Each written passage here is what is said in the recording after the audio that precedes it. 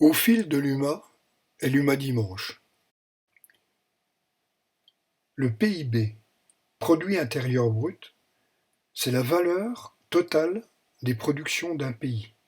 En 2010, en France, il atteignait 2 270 milliards d'euros. Le patrimoine des 500 plus grosses fortunes de France représentait alors 11% de cette somme.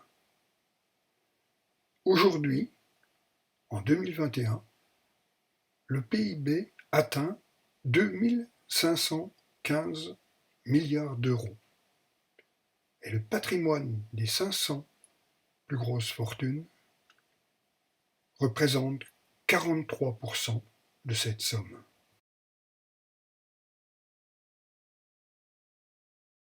Pour faire accepter cette situation, les milliardaires, tels Bolloré, se sont accaparés les médias et il en possède aujourd'hui l'écrasante majorité.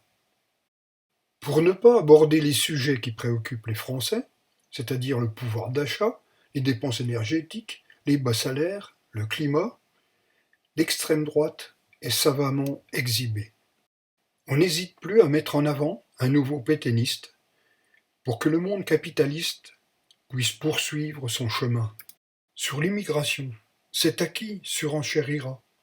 Ici, on réhabilite Pétain, au nom de la civilisation, soi-disant en perdition.